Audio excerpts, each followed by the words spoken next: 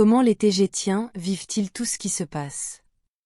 Merci d'être à nouveau ici avec moi, j'espère que vous allez très bien aujourd'hui, je m'appelle Marie. Bienvenue sur ma chaîne, ces informations peuvent être considérées comme de la science-fiction ou comme le spectateur le voit le mieux et je les publie uniquement à des fins de divertissement.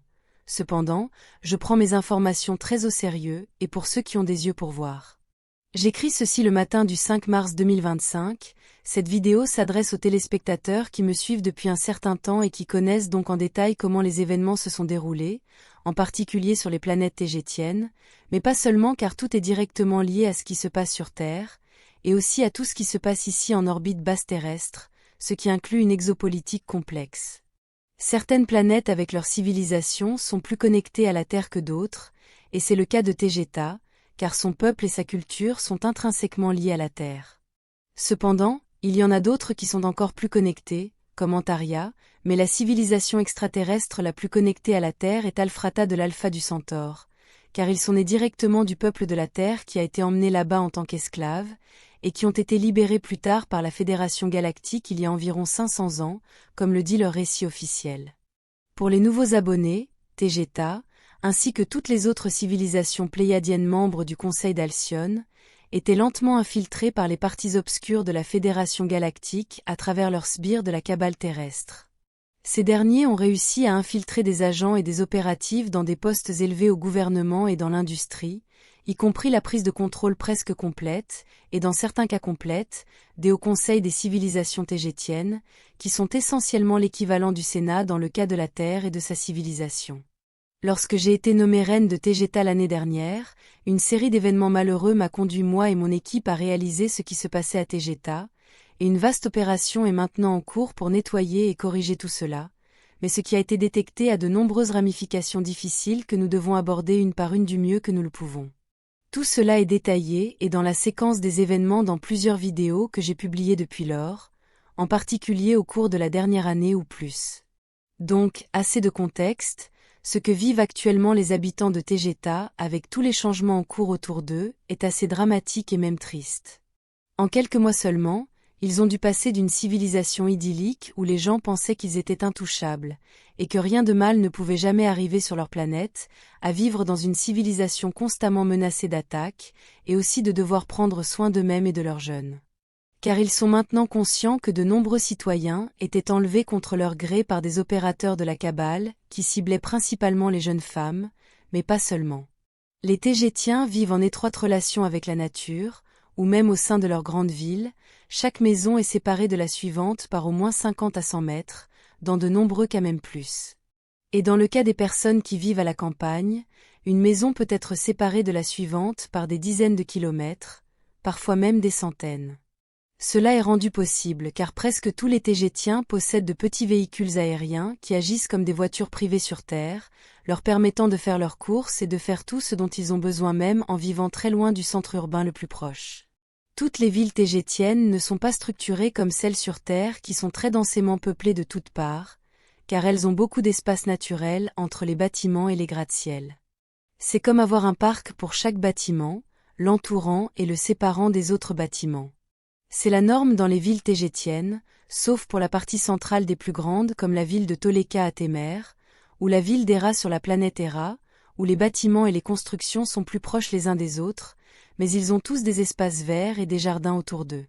Les Tégétiens ont peu de grandes villes, et bien que la plupart de la population y vive, la population est également dispersée dans des endroits confortables et adéquats, autour et à travers de la surface des planètes.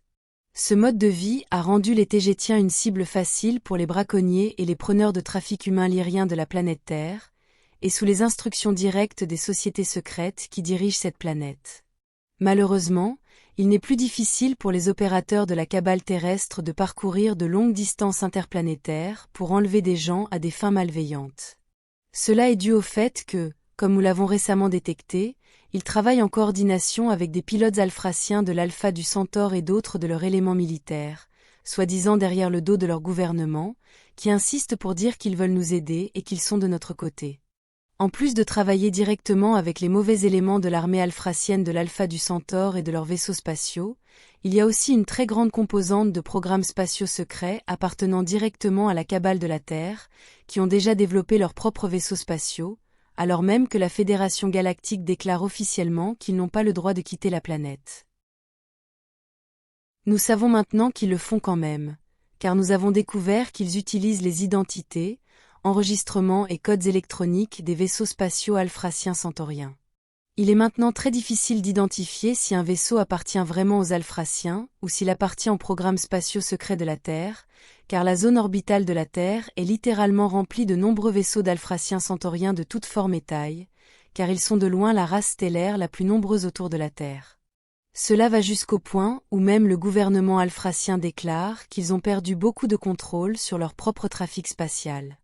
Ils disent qu'ils luttent actuellement pour corriger le problème, y compris le vol et la réutilisation des codes de transpondeurs de leurs vaisseaux spatiaux, mais cela est devenu un vrai problème.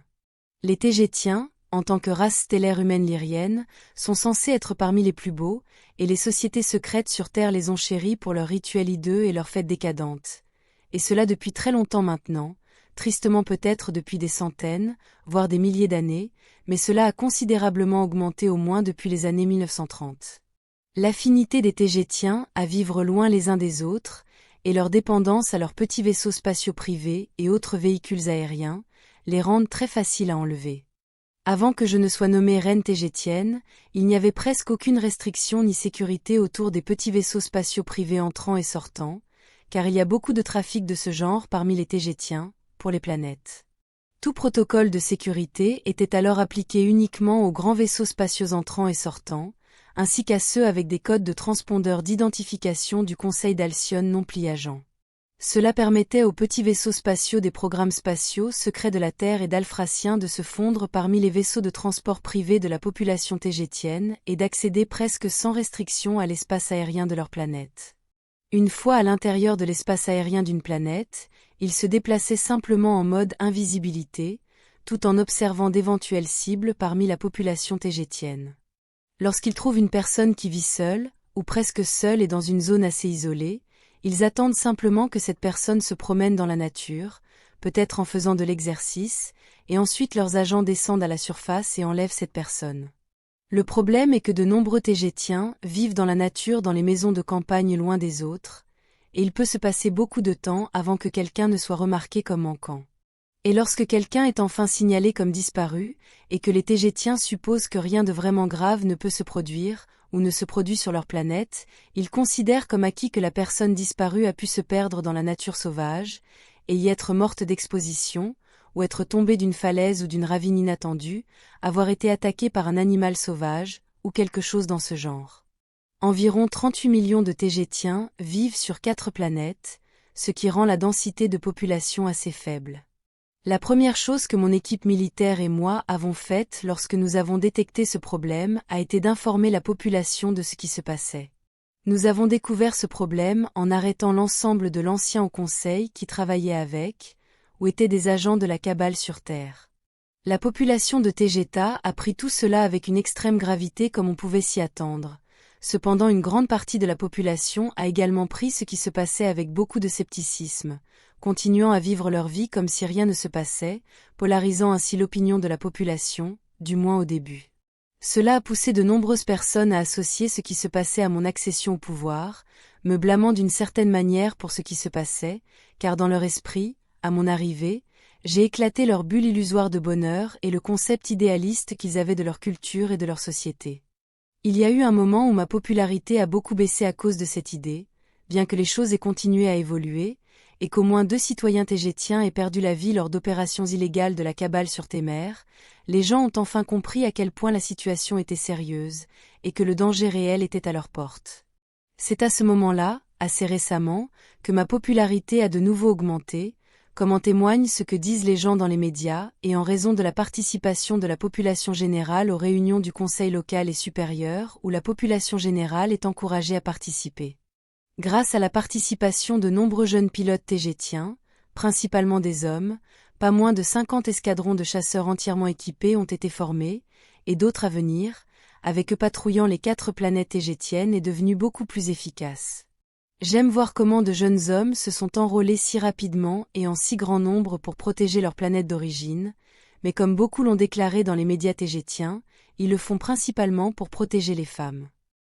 Équipés principalement de vaisseaux de combat Suzy de 6e génération, ils dominent désormais les cieux et l'espace autour de Tegeta, créant une grille impénétrable qui patrouille et détecte tout vaisseau spatial non désiré, peu importe la sophistication de leur équipement furtif. De plus, avec la mise en place de mesures de sécurité beaucoup plus strictes concernant les vaisseaux spatiaux étrangers entrants et sortants, en particulier ceux venant de la Terre ou d'Alpha Centauri, les Tégétiens ont beaucoup plus de contrôle sur ce qui entre et sort de leur planète. La population tégétienne a également fortement réagi en adoptant un nouveau réseau de communication efficace, régional et planétaire, pour surveiller et prendre soin de l'emplacement exact de toutes les personnes, en particulier celles qui sont en danger. Je suis très heureuse de vous informer que les enlèvements ont complètement cessé, car personne n'a été signalé disparu depuis un certain temps maintenant. La partie triste de tout cela est que toute la population tégétienne a dû changer sa façon de vivre, et beaucoup des habitudes qu'ils chérissaient tant, comme faire de longues promenades dans la nature pour être seuls. Un autre point de préoccupation est la perte générale de liberté qu'ils vivent, qui a commencé lorsque tout le trafic spatial, même celui entre les planètes tégétiennes locales, a dû être vérifié au cas où l'un serait un programme spatial secret infiltré, ou alfratien. Cette procédure a été de courte durée, car il y avait tout simplement trop de vaisseaux privés tégétiens à réviser, et ils s'accumulaient sérieusement au point de contrôle, au point où les citoyens tégétiens eux-mêmes ne suivaient plus les règles militaires, et ils sautaient simplement les points de contrôle en n'en faisant qu'à leur tête, comme on pouvait s'y attendre d'une culture qui a historiquement été très libre. Cela leur était très facile car il était très difficile de contrôler les vaisseaux spatiaux et les véhicules aériens privés, contrairement aux véhicules terrestres à roues, donc cette partie des nouvelles restrictions nécessaires a dû être supprimée car elle était essentiellement inutile de toute façon. Cela a également été très difficile pour moi aussi, parce que être à la tête de leur gouvernement, mettre en place des restrictions de toutes sortes me fait mal, surtout que je suis pleinement consciente que cela ressemble à ce qui se passe sur Terre, et il est difficile pour moi d'être, de l'autre côté, celle qui réprime, en tant que leur gouvernement, même si je dois mettre en place toutes ces restrictions et nouvelles règles pour leur protection.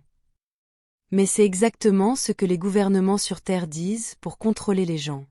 Les gens de Tegeta ne peuvent s'empêcher de se sentir paranoïaques par rapport à ce qui se passe, surtout à cause des enlèvements, et coopèrent autant qu'ils le peuvent, ce qui est déjà beaucoup.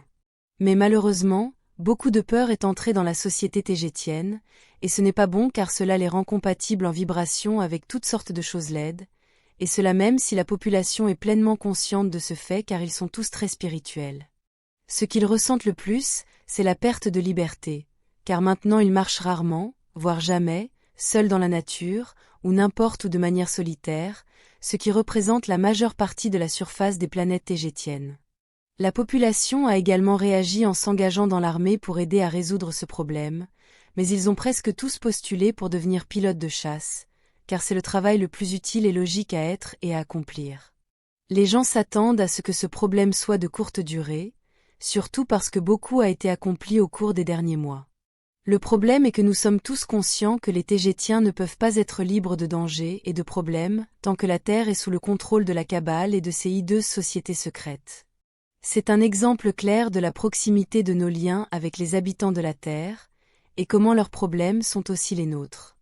C'est pourquoi nous sommes ici en orbite autour de la Terre, car la genèse et l'origine de nos problèmes commencent ici dans cette zone générale autour de la Terre, et non sur nos planètes. Les problèmes des habitants de la Terre sont aussi les nôtres, et nous devons les résoudre ensemble pour pouvoir vraiment libérer nos cultures. J'ai été nommée reine tégétienne entre autres choses parce que j'ai vécu sur Terre enfant, et donc je sais ce qui s'y passe mieux que la plupart. C'est beaucoup de responsabilités sur mes épaules, car mon peuple s'attend à ce que je corrige le problème, mais pour le faire, je dois aussi corriger les problèmes de la Terre, et c'est une tâche immense, c'est le moins qu'on puisse dire, mais ce qui est une bonne chose, c'est que je ne suis pas seule. Ce sera tout pour aujourd'hui. Comme toujours, merci d'avoir regardé ma vidéo, d'avoir liké, partagé et abonné pour plus. Cela aide beaucoup cette chaîne à grandir, et j'espère vous voir ici la prochaine fois. Avec beaucoup d'amour et d'appréciation, votre amie, Marie.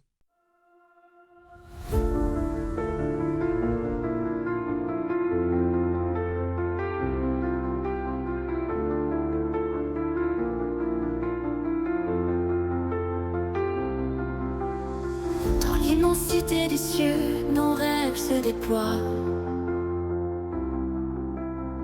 Une étoile de nos voeux vers un monde de joie. Chaque lumière dans la nuit raconte une histoire, un voyage infini aux confins de l'espoir. Nous sommes des voyageurs sous un ciel infini, portés par des ailes d'astres, un rêve ébloui. Nos cœurs battent à l'unisson dans la danse des étoiles. Un amour sidéral nous emporte vers l'idéal.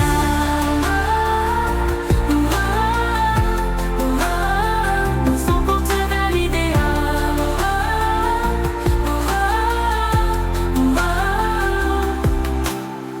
Dans le silence cosmique, nous trouvons notre voix. Chaque note symphonique résonne avec moi.